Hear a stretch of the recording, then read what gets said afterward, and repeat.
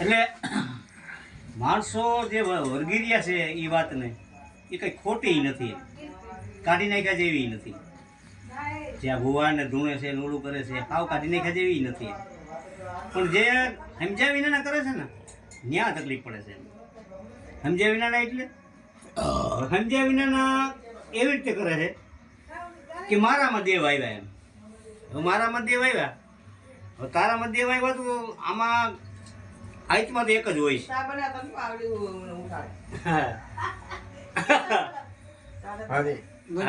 હા એ તો આ પી હે ને તારે તાર ના પીવું કઈ નહીં.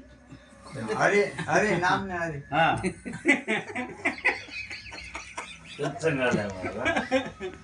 હવે ઈ ઓલા માણસને એવું થાય છે કે મારામાં માતાજી આવે, હવે તારામાં માતાજી આવે તો એનો મતલબ તો એવો થયો ને કે એક તો તું હતો અને બીજી માતાજી આવી, તો આમ બે આંખમાં તો હોય નહીં, એક શરીરમાં બે તો ન હોય. જો ઈ આપણે એ માની લઈએ કે હાલો માતાજી આવ્યા તો માતાજી પાછી ઈ આપણે એમ જોવા જઈએ કે અહીંયા માતાજી હાલો ખોડિયારમાં કે ગમે એ માતાજી ધારો કે આ એક ખોડિયામાં આવ્યા એમ, તો એ જ તારીખમાં એ જ સમયે હજારો ઠેકાણે આવે એમ, તો એ માતાજીના કેટલા કાંઈકમાં છે એમ તેમાં કે અહીંયા છે અહીંયા છે. હવે એક આ ધારણા અને એક માન્યતા ઊભી થયેલી છે. હવે જેમ આપણે પોતાને હું માનીને બેઠા છીએ આ શરીરને, એ એક માન્યતા ઊભી થયેલી છે. હવે જ્યારે કે આપણે શરીરને હું માનીએ છીએ અને પછી શરીરને ના માની તો પછી મારો વિચાર છે મારી વાત છે એ બધી હું માનીને બેઠા છીએ. હવે ત્યાં હું માનીને બેઠા છીએ, હવે એ હું ઊભું થયું ક્યાંથી?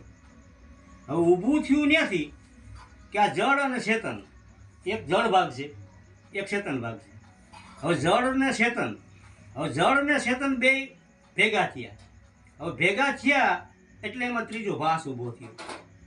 જ્યાં ત્રીજો ભાસ થયો એ આપણે હું જે હું કહી રહ્યા છીએ એ આ ત્રીજો ભાસ છે એમ. અને જે ભગવાન કૃષ્ણએ કીધું કે હું સર્વવ્યાપક છું, એ જે ચેતન ભાગ છે એને ભગવાન કૃષ્ણએ એમ કીધું કે આ જે સર્વવ્યાપક હું છું, આ દુનિયામાં મારી ઈચ્છા સિવાય પાંદડું ન વળે, કારણ કે એ ચેતન ભાગમાંથી બોલ્યો છે. અને એ જગ્યાએ ઊભીને એને કીધું, અને એ જગ્યાએ ઊભીને અર્જુનને પાછું કીધું તું મારે શરણે આવી જાય. નકર શરણે તો બેઠો હતો ત્યાં, જો એને શરણે જવાની થઈ જતું ત્યાં તો બેઠો હતો. એને એમ કીધું કે હું જે ભાગમાં છું એ ભાગમાં તું આવી જાય, પછી તને આ જે વિભાજનમાંથી બેમાંથી એક ઊભું થયું છે હું, એ હું મટી જાય એમ. અને એ હું મટી જાય ત્યાં આ બે ભાગ પાછા હવની જગ્યાએ સંભાળે છે એમ. એક ચેતન એને એક જળ.